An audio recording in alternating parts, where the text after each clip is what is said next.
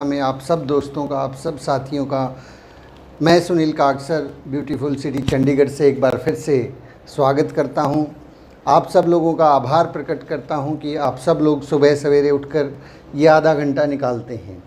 आधे घंटे की ये सभा 90 दिनों का कार्यक्रम है। वैसे तो ये सुबह सवेरे की सभा पीछे भी काफ़ी दिनों से चल रही थी और आगे भी चलती रहेगी, लेकिन 90 दिन का ये एक विशेष कोर्स जो है हम लोगों ने डिज़ाइन किया है और उस 90 दिन के कोर्स के अंदर आज हमारी 27वें दिन की पाठशाला है, 27वें दिन की ये यात्रा है।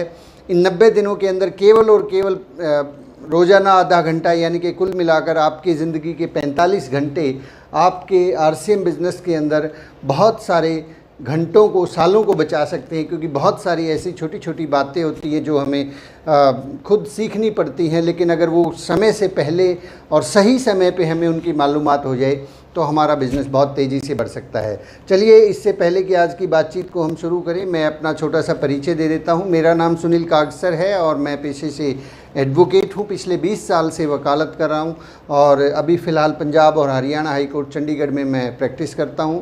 मेरी धर्मपत्नी अनीता जी आरसीएम बिज़नेस में स्टार पर्ल हैं और हम सब मिलकर इस फैमिली बिज़नेस को आगे बढ़ा रहे हैं। चलिए, आज के टॉपिक के ऊपर शुरुआत करते हैं। 8 कोर स्टेप्स के ऊपर हम लोग आजकल बातचीत कर रहे हैं, उसमें 7th वन है, 7वां जो हमारा टॉपिक है, हर महीने अपनी सक्रिय व बढ़ती हुई अपलाइन से परामर्श करें। काउंसलिंग अपलाइन जो है हर महीने होनी चाहिए। क्यों होनी चाहिए, क्या होती है, कौन इसके लिए सक्षम है, ये सारी चीज़ें आज हम डिस्कस करने वाले हैं। अभी बहुत से लोगों को जो है ना इस काउंसलिंग अपलाइन के बारे में जो है जानकारी या तो होती है या बहुत कम होती है कि ऐसी भी कोई चीज़ होती है, क्योंकि सभी को लगता है कि ये बिज़नेस ठीक है, हमें करना है। तो मैं एक कोटेशन जो है आपसे शेयर करता हूँ। उज्ज्वल पाटनी जी की एक बुक है जुड़ो जोड़ो और जीतो।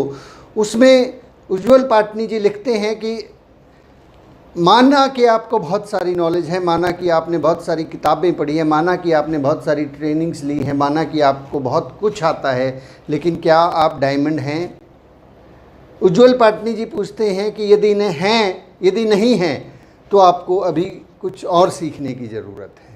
तो माय डियर फ्रेंड्स, कभी कभी हम जब बिज़नेस में आगे बढ़ते हैं तो हमें ये लगता है कि हमने अब बहुत सीख लिया, अब तो हमारी सिखाने की बारी है, मुझे सीखने की क्या ज़रूरत है, और अब तो मुझे बहुत सारी नॉलेज है, बहुत सारी जानकारियाँ, बहुत सारी मीटिंग्स मैंने अटेंड कर ली है। लेकिन उज्ज्वल पाटनी जी की बात को हमेशा याद रखें कि हमें बहुत सारी नॉलेज है, लेकिन क्या हम डायमंड हैं?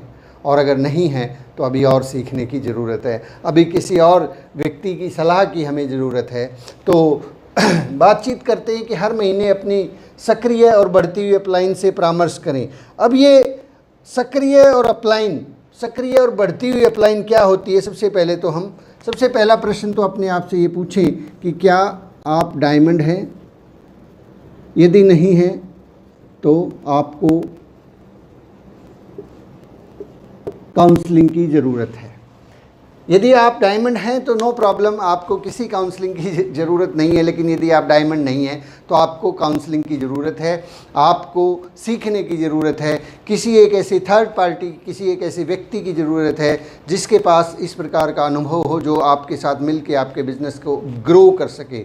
आपने योर्स 10% CD को ज़रूर सुना होगा, उसमें आपने इस बात को ज़रूर गौर किया होगा कि सतीश पंडित जी एक बात बोलते हैं कि हमारा जो बिज़नेस है वो हमारी वजह से जो ग्रो करता है वो केवल 10% है। हमारा जो जोर, हमारी जो पावर, हमारी जो शक्ति है वो इस बिज़नेस के अंदर 10% है। 90% ये बिज़नेस जो ग्रो करता है वो आपकी अपलाइन की वजह से करता है। अपलाइन आपको समय समय पर जो गाइडलाइंस देती है, जो आपके साथ बैठ के विचार विमर्श करती है, जो आपको सपोर्ट प्रोवाइड होती है, जो हमें जैसे यूएस के माध्यम से सपोर्ट मिलती है।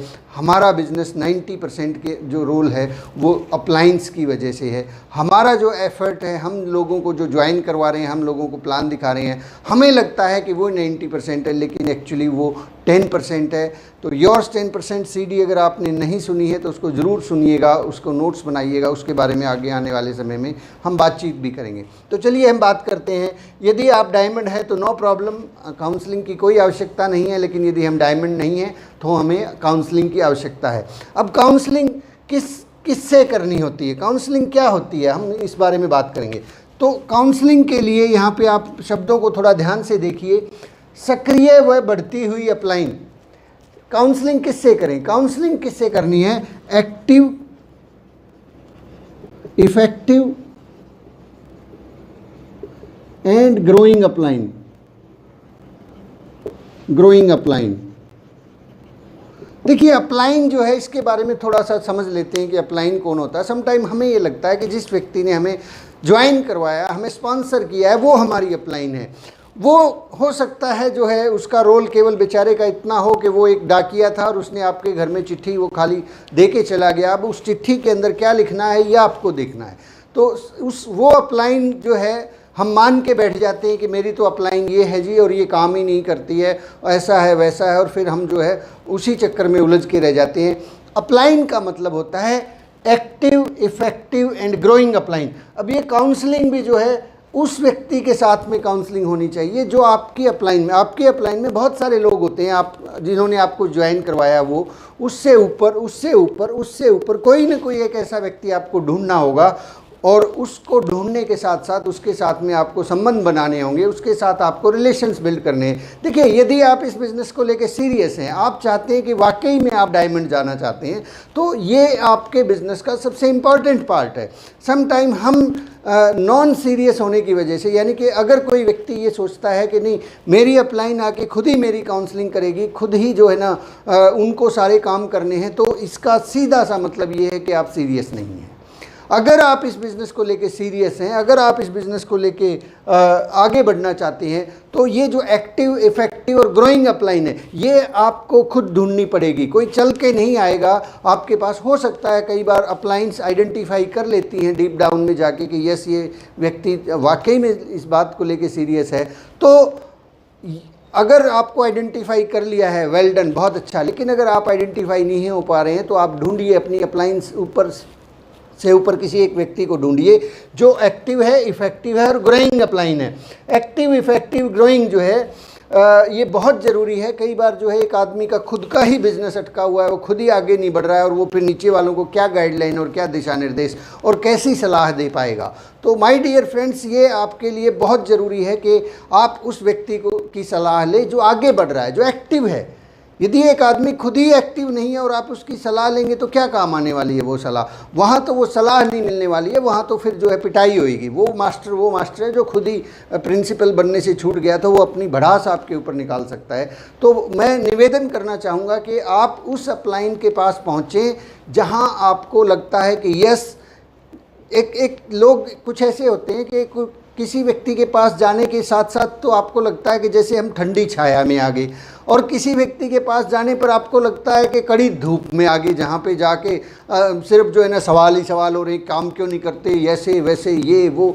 मतलब अगर आप अपलाइन हैं तो ध्यान रखें, अगर आपको आगे बढ़ना है तो ध्यान रखें। अगर आप भी चाहते हैं कि आपकी टीम आपसे काउंसलिंग करें, मैं लीडर से भी बात कर रहा हूँ, तो आपका व्यवहार, आपका स्वभाव, आपका विचार, आपका सब कुछ ऊपर से लेकर नीचे तक सबसे पहले तो एक लीडर के तौर पे दिखना चाहिए। एक लीडर के तौर पे लोग आपको माने, समझें और जाने। और कभी भी आप अपनी डाउनलाइन के साथ लोक व्यवहार के नियमों के अलावा कोई दूसरी बातचीत ना करें। सम टाइम इधर की उधर की ये वो बातें अगर हम करते रहते हैं अपनी डाउनलाइन के साथ, एक तो ये काउंसलिंग नहीं होती। फिर जो लोग हैं वो हमारे पास काउंसलिंग के लिए नहीं आएंगे। काउंसलिंग के लिए उस व्यक्ति के पास लोग जाते हैं जहाँ पे उसको एक मदर फीलिंग आती है। जैसे माँ के पास एक बच्चा जाना चाहता है, ठीक उसी प्रकार से यदि हमारी डाउनलाइन को ऐसा लगता है कि मेरी अपलाइन तो मेरी मदर की जैसे है, मतलब जैसे बच्चा जो मर्जी गलती करके आ जाए, माँ फिर भी उसको समझाती है, पुचकारती है, उसको प्यार ही करती है। ऐसा अगर आपका स्वभाव होगा तो लोग हमारे से काउंसलिंग के लिए आएंगे।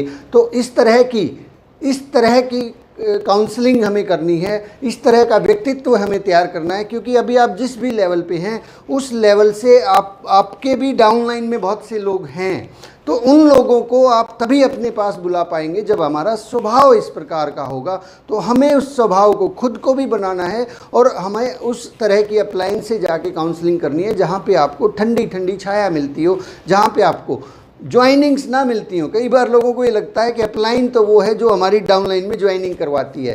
ये मैं इस बात से बिल्कुल भी सहमत नहीं हूँ कि ये ज्वाइनिंग करवाना या किसी और के बिज़नेस को बढ़ाना, ऐसा कुछ नहीं होता। मैं खुद इस बिज़नेस के अंदर जब मैंने ज्वाइन किया था, मैं आपको बताता हूँ, मेरी जो active effective and growing upline जो रही, उन्होंने शायद जो है 1.5 या 2 ज्वाइनिंग्स जो है डाउनलाइन में लगाई होंगी। उसके बाद जितना भी काम हुआ है डाउनलाइन में, रॉयल्टी और टेक्निकल बनना, वो सारा मेरा खुद का एफर्ट था। तो कई बार अपलाइन को सिर्फ इतना ही मानते हैं कि जो है ना सर, हमारी तो कोई ना कोई हमारे डाउनलाइन में जो ज्वाइनिंग करवाता है वही अपलाइन है, वही एक्टिव और इफ़ेक्टिव है।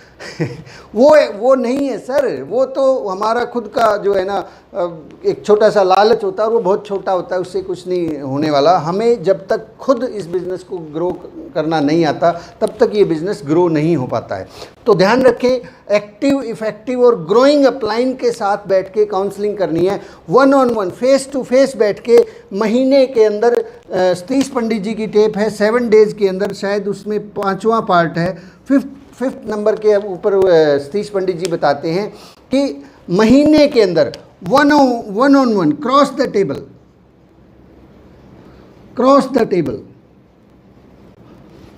आप बैठे और क्रॉस द टेबल बैठ के उनके सामने अपने पूरे के पूरे बिजनेस को ड्रॉ करें। ठीक इस तरीके से आप एक चित्र बनाएं कि देखिए सर, मैं यहाँ पे हूँ और मैंने ये अपनी 2 लेग्स खोल रखी हैं, यहाँ पे ये आदमी इस प्रकार का है, ये इस लेवल का, ये इसी लेवल का। आप पूरा डिज़ाइन करके लेके जाएं, आप डिज़ाइन बना के लेके जाएं कि आपने किन किन स्टेशंस के ऊपर काम खोल रखा है, किन किन स्टेशंस के ऊपर आप काम कर रहे हैं। काउंसलिंग के वक्त आप उनको बताएं कि मैंने जो है यहाँ ये काम शुरू किया है, इस व्यक्ति का ये बिज़नेस है, इस व्यक्ति का पिछले मंथ ये क्लोजिंग हुई थी। और ये सारी चीज़ें जब आप उनके सामने 1-on-1 table cross the table आप बैठेंगे, तो वो आपको कुछ गाइड कर पाएंगे, कुछ बता पाएंगे कि अब आपको आगे क्या करना है। और जैसा जैसा वो बताएं उस चीज़ को फॉलो करें, उस चीज़ को अप्लाई करें, उस चीज़ को करके दिखाएँ अगले महीने के अंदर, जिस भी महीने में आप काउंसलिंग कर रहे हैं। तो आगे हम बढ़ते हैं। तो कुछ लोगों को जो है काउंसलिंग जो है शिकायतें काउंसलिंग नहीं है। कई बार हमसे ये गलती हो जाती है, जब हम आगे बढ़ रहे होते हैं तो हम अपनी अपलाइन के साथ बात तो करते हैं, लेकिन काउंसलिंग नहीं करते हैं, शिकायतें करते हैं कि सर क्या करें, सर आप भी कमाल है, आपने इस महीने मेरे 1 लेग के अंदर जो मेन लेग है वहाँ पे कुछ भी काम नहीं किया है, आपने जो है वहाँ पे एक भी ज्वाइनिंग नहीं लगाई है, और आपने क्या, वो जो ऊपर वाला बैठा है उसने भी कुछ नहीं लगाई है, और ये नीचे वाले ने भी नहीं लगाई। ये काउंसलिंग नहीं है। हम समटाइम इसी बातचीत को मान लेते हैं कि ये काउंसलिंग होगी हमारी, तो हमें तो जो है ना हमने कर तो ली अपनी अपलाइन से बात। ये ना तो बातचीत है और ना ये काउंसलिंग है। ये वो चीज़ है, अगर इस प्रकार की आपने बातचीत शुरू कर दी तो जो एक्टिव इफ़ेक्टिव और ग्रोइंग अपलाइन है वो भी आपसे दूर रहना शुरू कर देगी। वो भी नहीं चाहेगी कि आपके साथ मिल के वो काम करे, क्योंकि रोते हुए बच्चे को कोई नहीं उठाना चाहता। हर व्यक्ति जो है हंसते हुए बच्चे को खिलाना चाहता है। जो अब यहाँ पे काउंसलिंग आपको करनी है, तो यहाँ पे आपने भी अपने व्यवहार को, अपने आचार विचार को सदा हुआ रखना है। अगर हम इस लालच के साथ काउंसलिंग करवा रहे हैं कि हमारा कुछ डाउनलाइन में ज्वाइनिंग हो जाए या हमारे डाउनलाइन में कुछ लोग ज्वाइन करवा दिए जाए अपलाइन के द्वारा, ये काउंसलिंग नहीं है सर। हमें अपने आप को देखिए, एक बात आप मान लीजिए, ये बिज़नेस हमारा बिज़नेस है और बिज़नेस हमें करना है, काम हमें करना है, काउंसलिंग अपलाइन से लेनी है। काम किसको करना है? समटाइम काउंसलिंग इसी चीज़ को मान लेते हैं कि चलो अपलाइन के पास चलते हैं और उनको बताते हैं कि यहाँ ऐसे ऐसे काम करो। ऐसे नहीं होता। अगर आप ऐसा व्यवहार करेंगे तो वो अपलाइन जो है, आपकी जो अपलाइन है वो भी आपसे दूरियां बनाना शुरू कर देगी। क्योंकि देखिए, आपके पास, आप भी देखते हैं कि आपके पास बहुत सारे लोग होते हैं, तो एक अच्छा ऑप्शन नेटवर्क मार्केटिंग में आपके पास ये होता है कि आप उन लोगों को चुन सकते हैं जिनके साथ आपको काम करना है। आपकी टीम में सैकड़ों लोग हैं, उन सैकड़ों लोगों में से आप केवल उन्हीं लोगों के साथ काम करना पसंद करेंगे जो आपकी बात को मानते हैं, आपको जो गाइडेंस दे रहे हैं, आपने जो गाइडेंस दी है, आप जो उनको सीडी के लिए बोला वो सीडी सुन रहे हैं, तो अपलाइन उसी के साथ काम करना शुरू कर देती है। यहाँ पे कुछ लोग को लगता है कि सर मेरी अपलाइन मेरे साथ काम नहीं करती। आप चेक कीजिए कहीं हमारा व्यवहार ये शिकायत वाला तो नहीं है, कहीं हम जो है इसी बात का रोना तो नहीं रोते रहते कि भैया नीचे वाले भी काम नहीं कर रहे, ऊपर वाले भी काम नहीं कर रहे, मेरी एक लेग तो चला दो सर, ये तो सबकी कॉमन लेग थी सर, इसको तो सब लोगों को चलाना था। ये सर काउंसलिंग भी नहीं है। और इस तरीके से आप कहीं ना कहीं अपने आप को अपने बिज़नेस को ना चाहते हुए भी प्रॉब्लम में डाल सकते हैं, क्योंकि फिर अगर ऐसी सिचुएशन है तो आपकी अपलाइन का ध्यान किसी दूसरी तरफ हो जाएगा, किसी एक दूसरे व्यक्ति के साथ वो जो है ना ज़्यादा फोकस्ड हो जाएंगे, क्योंकि आप जो है सही दिशा में नहीं बढ़ पा रहे हैं। तो ये आपको ध्यान रखना है, अपने व्यवहार को भी ध्यान में रखना है और जो है उसी के अनुरूप जो है हमें सिस्टम के अनुरूप काम करना है। चलिए आगे बढ़ते हैं। पॉइंट नंबर 5 जिसको मैंने अभी डिस्कस कर लिया है कि आपको लायक बनना है। लायक और नलायक दो चीज़ें हैं, हरियाणवी में कहते हैं, एक नलायक होता है एक लायक। लायक दोनों को बनना है। अगर तो आप काउंसलिंग करने के लिए अपलाइन के पास जा रहे हैं तो आपको लायक बनना है, आपको सही तरीके से पेश आना है अपनी अपलाइन के साथ में। जिनके साथ आप काउंसलिंग करने जा रहे हैं सही तरीके से, शिकायती राम बन के ना जाएं। ये उम्मीद ना लेके जाएं कि जो है अपलाइन आपकी डाउनलाइन में ज्वाइन करवाएगी, आपके लिए ये कर देगी वो कर देगी, जो है नीचे 2 लाख का बिज़नेस खड़ा करके दे देगी, 1 लाख तो चला ही देगी। ये लायक नहीं है, ये नलायक ही है। तो पहले तो आप खुद लायक हो जाएं कि आप काउंसलिंग के लिए जा रहे हैं, तो आपका मोटिव, आपका मन क्या है, आप चाहते क्या हैं। अगर आप सिस्टम के अकॉर्डिंगली सही चीज़ चाहते हैं तो वो मिलेगी, लेकिन अगर सिस्टम से बाहर कुछ ऐसी चीज़ की डिमांड करते हैं तो वो शायद अवेलेबल नहीं होगी। तो एज ए डाउनलाइन हमें इस लायक बनना है कि हमारी काउंसलिंग करने के लिए एक अच्छी अपलाइन हमारे साथ आए।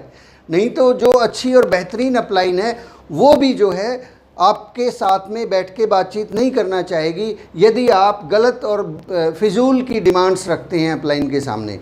पहली बात। दूसरी बात, अगर आप अपलाइन हैं और आप चाहते हैं कि आप काउंसलिंग करें, आपकी टीम आपसे काउंसलिंग करवाए और आपकी टीम ग्रो करे, क्योंकि ये बिज़नेस ग्रो जब करेगा जब इसका विश्लेषण होगा, जब लोगों को ये पता होगा, आपकी टीम को, आपकी डाउनलाइन को ये पता होगा कि उन्हें जाना कहाँ है।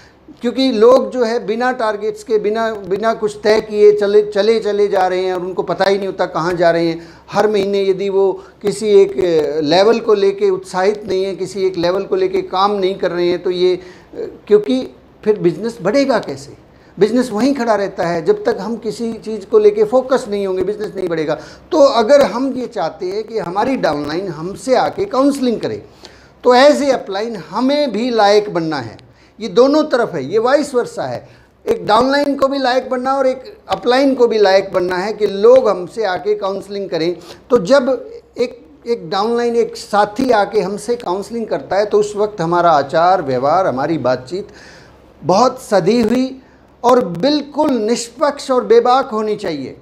निष्पक्ष हों। कई बार जो है गलत आइडियाज़ डाल दिए जाते हैं। हमें कुछ भी ऐसा किसी भी डाउनलाइन के दिमाग में बिल्कुल भी ऐसा नहीं डालना है कि जिससे उसको भविष्य में नुकसान हो। कई बार गलतियां क्या कर बैठते हैं, जैसे कोई टारगेट मंथ ले लेते। वैसे मुझे आज तक समझ में नहीं आया कि ये टारगेट मंथ होता क्या है। हर महीने तो इनकम चाहिए होती है, तो हर महीने टारगेट ही तो होता है। कई बार कुछ लोग पूरा का पूरा बिज़नेस जो है या तो साल में 2 बार ही करते हैं या मैक्सिमम 4 बार ही करते हैं, मतलब उन महीनों में ही सारा का सारा बिज़नेस करते हैं, उसके अलावा करते ही नहीं है। तो भाई मुझे तो ये बात आज तक समझ में नहीं आई कि टारगेट मंथ क्या होता है। टारगेट तो हर महीने ही होता है, हर महीने ही हमें अपनी इनकम को ग्रो करना होता है। तो कई बार उस टारगेट मंथ के अंदर जो है हम अपनी पिन चेंज करने के लिए नीचे डाउनलाइन को कहते हैं कि ना इसका तो ऐसे कर, अब की बार 1 लाख का तो सामान खरीदवा ही दे।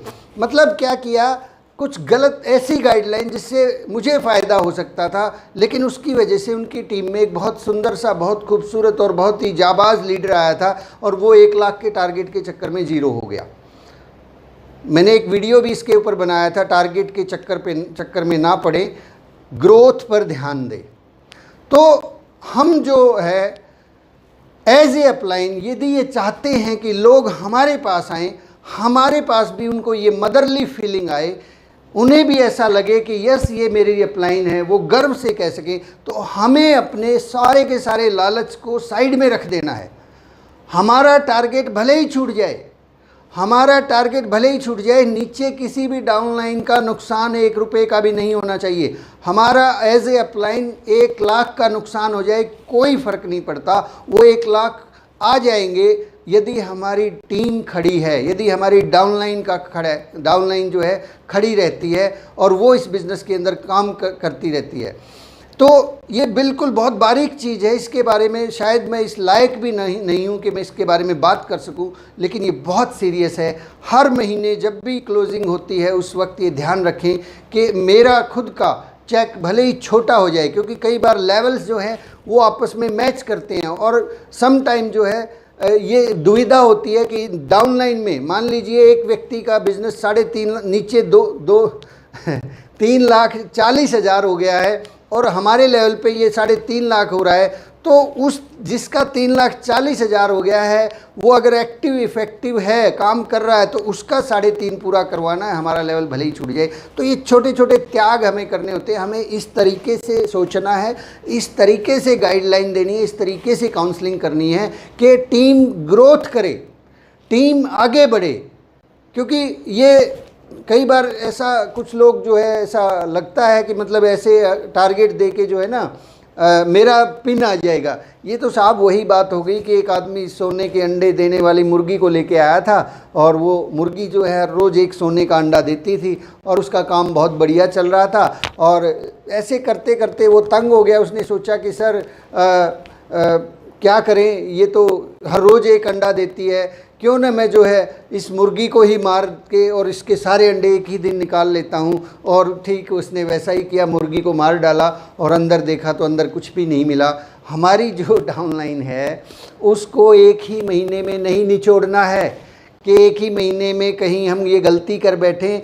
अभी आप हो सकता नए हो, आप जब बड़े लेवल पे जाएंगे ये चीज़ ध्यान रखिएगा कि हमारी डाउनलाइन सोने के अंडे देने वाली मुर्गी है, उसको एक दिन में मार के नहीं खाना है। वो अंडे दे रही है, वो धीरे धीरे करके उसको काम करने दे, उनके लेवल को ग्रोथ पे ध्यान दे। तो माय डियर फ्रेंड्स, आगे बढ़ते हैं। आगे हमें जो अपलाइन लायक बनना है, काउंसलिंग अपलाइन के ऊपर हम बात कर रहे हैं। और एक बात ध्यान रखें, काम हमें करना है, ये भी पॉइंट नोट करें, काम हमें करना है। कई बार हम जो है जो काम करवाने के लिए अपलाइन को फ़ोन करते हैं। तो ये कुछ बातें थी काउंसलिंग अपलाइन से संबंधित। और काउंसलिंग अपलाइन क्यों ज़रूरी है इसके बारे में हम थोड़ी सी और बात कर लेते हैं कि बहुत बार ऐसा होता है कि हमारी टीम में कोई मजबूत आदमी आता है, मजबूत,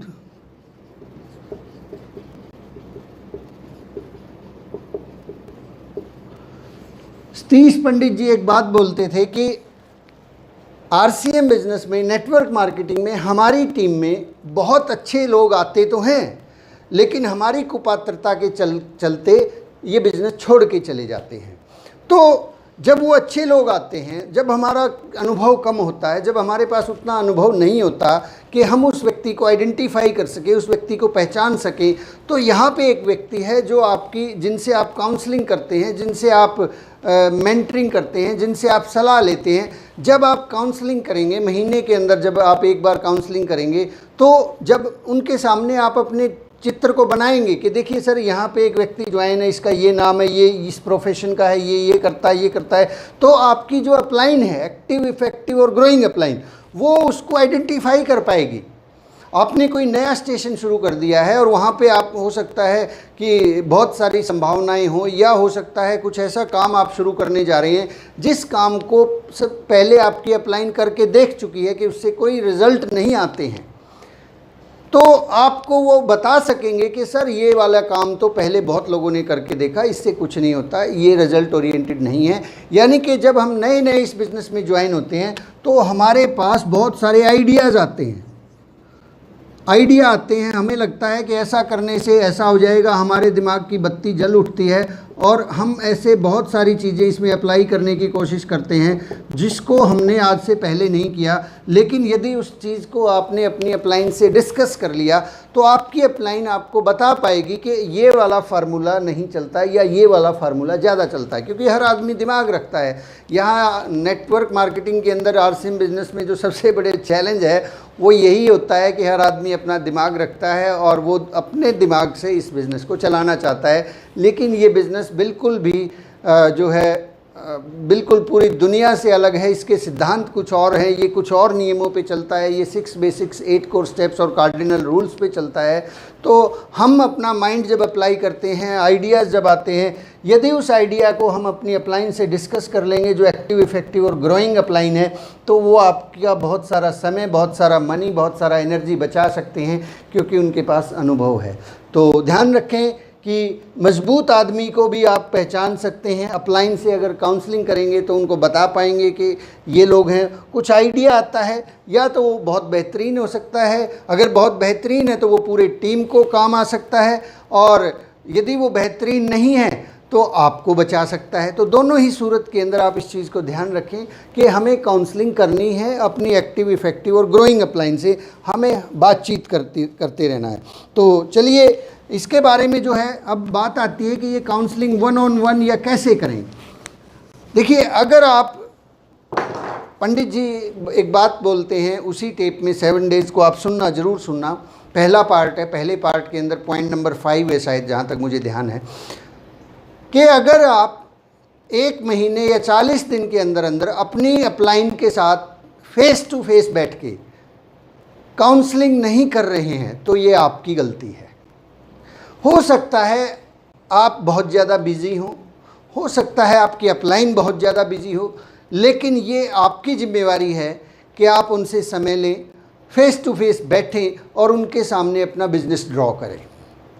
ये आपको समय लेना है। पंडित जी ने बताया है कि बहुत बार ऐसा होता था कि वो अपने अपलाइन जिनके साथ वो काउंसलिंग करते थे, सुरेंद्र वत्स जी के पास भी समय नहीं होता था, क्योंकि उनके बहुत सारे प्रोग्राम होते रहते हैं, और पंडित जी के पास भी टाइम का चैलेंज था। तो पंडित जी क्या करते थे, ये देखते थे कि कभी कभी वत्स साहब को अम्बाला से दिल्ली जाना है, तो वो अम्बाला से ट्रेन की टिकट कटवाते, वत्स साहब के साथ बैठते और अम्बाला से दिल्ली तक अपनी काउंसलिंग करते 2-3 घंटे तक, और फिर वापस आ जाते अपने घर अम्बाला के अंदर। ये हमारी ड्यूटी है कि हम अपनी अपलाइन के साथ बैठ के उनका समय लें। अगर वो अवेलेबल नहीं है तो समय को ढूंढे, महीने में कभी न कभी अवेलेबल होंगे, लेकिन ये 30 या 40 दिन के अंदर अंदर हमें अपनी अपलाइन के साथ बैठ के काउंसलिंग करनी है। अगर हम नहीं कर रहे हैं तो ये हमारी गलती है। बहुत बार हम ये सोचते हैं कि हमारी जो अपलाइन है वो आएगी और हमारे साथ हमारे को चाय पिलाएगी, समोसे खिलाएगी और फिर बैठ के अच्छी सी काउंसलिंग करेगी। ये गलती और ये गलत फहमी में बहुत से लोग बैठे रहते हैं कि सर अपलाइन ही आएगी, वो उसी का फ़ोन आएगा, वो हमें प्रसादा देंगे तो हम आगे बढ़ेंगे। ये हमारी गलती है, ये हमारी मिस्टेक है। हमें इस चीज़ से बाहर निकलना है। अगर हमें इस बिज़नेस में आगे बढ़ना है, अगर हम चाहते हैं कि हमें लोग लीडर माने, अगर हम चाहते हैं कि हमें भी रॉयल्टी आए, हमें भी टेक्निकल आए, हमें भी जो है एमराल्ड और स्टार एमराल्ड मिले, तो हमें अपने आप को सुधारना है। सबसे पहले हमें इस लायक बनना है कि अपलाइन हमारे साथ काउंसलिंग करे। बहुत जगहों पे मैं ये देखता हूँ कि लोग जो है काउंसलिंग के लिए अपने अपलाइन के पास कभी नहीं जाते, बेचारी अपलाइन ही जो है नीचे जाके लोगों के साथ बातचीत कर रही है। अगर ऐसा व्यवहार आपका है तो माफ़ी चाहूँगा कि फिर आपकी तरक्की की बहुत ज़्यादा संभावनाएं नहीं हैं।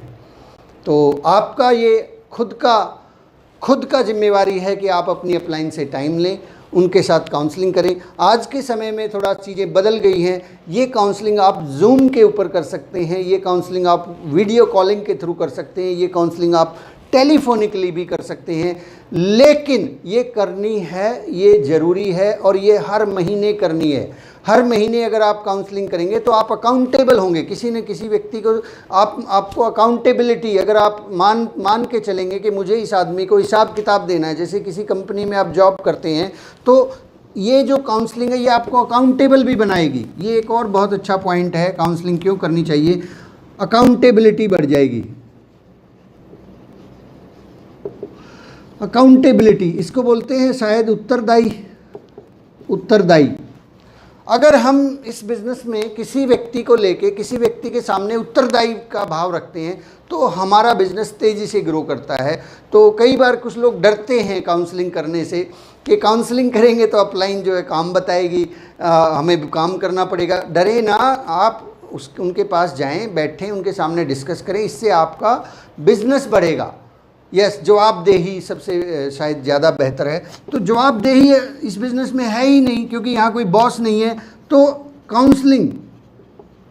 काउंसलिंग जब करें तो ये मान के चलें, दिमाग में आपके एक ही बात हो कि मैं जवाबदेह हूँ इन कामों को करने के लिए, तो आपका व्यवहार ऑटोमेटिकली ठीक हो जाएगा। और हर महीने एक सेल्फ काउंसलिंग भी होती है। मैं लास्ट में बस 1 मिनट के अंदर बातचीत को सम अप करना चाहूँगा। हर महीने जैसे ही आपका बिज़नेस क्लोजिंग हो, आपको अपनी सबसे पहले खुद का चार्ट ड्रॉ कर लें कि पिछले महीने मेरी जो क्लोजिंग हुई थी, मान लीजिए 3.5 लाख की हुई थी, और इस महीने अगर मुझे रॉयल्टी करनी है तो वो रॉयल्टी के लिए मैं क्या क्या काम करने वाला हूँ। आप अपना ड्रॉ करें कि इसका ये लेवल, इसका ये लेवल, इस पे ये लेवल पे काम करूँगा, यहाँ पे इन स्टेशंस के ऊपर इतनी मीटिंग करूँगा। ये सारी चीज़ें आपको 1 महीने की 1 तारीख को ही कर लेनी चाहिए। इसको सेल्फ काउंसलिंग भी बोलते हैं कि अगर हम अपना चार्ट खुद का ड्रॉ करके रख लेंगे तो हमारे को एक तो आपकी अपलाइन का समय बचेगा। आप उनके साथ डिस्कस करेंगे, सर ये इतना बिजनेस था, इस महीने मेरा ये टारगेट है और इसके अंदर मैं ऐसे ऐसे काम करने वाला। कई बार जो है ना एक अजीब सी घटना घटती है, मेरे साथ भी बहुत बार घटती है। काउंसलिंग पता है कैसे करते हैं लोग? ये बहुत ही अजीब नहीं, ये काउंसलिंग ही नहीं है। कुछ लोग जो है ना ऐसे बोलते हैं कि सर मेरा जो बिज़नेस है ना पिछली बारी 1.5 लाख का था, ऐसे लिख के, और फिर अपलाइन के सामने वो कागज़ रख देते हैं कि सर इस बार मैं जो है रॉयल्टी करना चाहता हूँ, आप बताओ कैसे करूँ। ऐसा होता है, ऐसा ही होता है। अक्सर इसी को काउंसलिंग मान लिया जाता है। हम बैठते हैं अपलाइन के साथ, उनको बताते हैं कि सर मेरा बिज़नेस पिछले महीने 1.5 लाख का था और इस महीने मैं रॉयल्टी करना चाहता हूँ, अब बताओ कैसे करूँ। ये काउंसलिंग थोड़ा ही ना है ये तो हम जादू की पुड़िया मांग रहे हैं उससे कि यार बता दो कैसे करना है, जादू सिखा दो हमें। काउंसलिंग मैंने बताया, काउंसलिंग है पहले आप अपने आप को प्रिपेयर करें, आप अपने आप को ड्रॉ करें कि ये यहाँ पे इतना बिजनेस है मेरा, यहाँ पे ये स्टेशंस हैं और ये चीज़ें मैं करने वाला हूँ। आप ध्यान रखिए, काम हमें करना है। वो जो फार्मूला है वो लोग अप्लाई करते हैं जो अपनी अपलाइन से चाहते हैं कि ये काम करे और मेरी रॉयल्टी आ जाए। काम हमें करना है, अपलाइन उसके अंदर देख के ये बताएगी कि ये सही दिशा है या नहीं है, इसके अंदर क्या सुधार की गुंजाइश है, इसको कैसे और बेहतर तरीके से। सबसे पहले तो आपके पास वो आइडिया होना चाहिए कि आप इस काम को कैसे करने वाले हैं। अगर आपके पास ही वो आइडिया नहीं है, आपको ही नहीं मालूम कि वो रॉयल्टी कैसे होगी, तो अपलाइन कोई मतलब जादू की छड़ी नहीं लेके बैठा कि वो आपको ऐसे छू देगा और छुम हो गया जी, 3.5 हो गया जी, आपका रॉयल्टी हो गया जी, ऐसे हो जाएगी जी। ये आइडिया आपका खुद का होगा तब वो आपको गाइड कर पाएंगे, तब वो आपकी काउंसलिंग कर पाएंगे। अगर आपके पास ये आइडिया नहीं है, आपको ही नहीं पता कि ये कैसे होगा, तो ये चीज़ें आपको चेक करनी है कि मुझे ये पहले कैसे करना है, मैं इस काम को कैसे अंजाम दूंगा, तब वो आपकी हेल्प कर पाएंगे। तो आज की बातचीत को हम यहीं पे विराम देते हैं। इसके बारे में आप कुछ एक जो है टेप सुन सकते हैं। आप पंडित जी की टेप जो है 7 डेज जो है वो उसको सुने, वो आपने सुनी होगी, उसको दोबारा सुन सकते हैं। और हमारी RCM की पाठशाला के अंदर एक वीडियो आपको मिल जाएगा, मेंटर चुनना क्यों ज़रूरी है। ये पिछले एक एपिसोड में हमने और ज़्यादा विस्तार से इस बारे में बात की थी, आप इसको भी सुन सकते हैं। और दीपक बजाज जी की बुक जो है, एक चैप्टर है सफलता के लिए 5 सूचियाँ, पेज नंबर 284 के ऊपर सफलता के लिए 5 सूचियाँ। ये चैप्टर आप पढ़ें और आगे बढ़ें। मेरी शुभकामनाएं आपके साथ हैं। आप सब लोग मिलके ये जो हम लोगों ने इतना सारा संगठन तैयार किया है RCM पाठशाला में, सभी लोगों को मैं चाहता हूं कि सभी लोग डायमंड बने, सभी लोग स्टार डायमंड बने और बड़ी बड़ी पिनों पर जाएं, और हम सब लोग मिल के इस RCM बिज़नेस को इस बहुत बड़ी घटना जो ये घटने जा रही है इस सदी की, RCM जो है दुनिया में नंबर 1 होने जा रहा है, उसके अंदर हम भी अपना कुछ योगदान अदा कर सकें। तो आप सब साथियों का बहुत बहुत शुक्रिया, thank you very much. Channel को लाइक करें, सब्सक्राइब करें, शेयर करें, ताकि बहुत से लोगों के पास जो जानकारियाँ अभी तक नहीं पहुँची हैं वो जानकारी पहुँच सकें। आप सब लोगों का एक बार फिर से बहुत बहुत शुक्रिया, थैंक यू वेरी मच।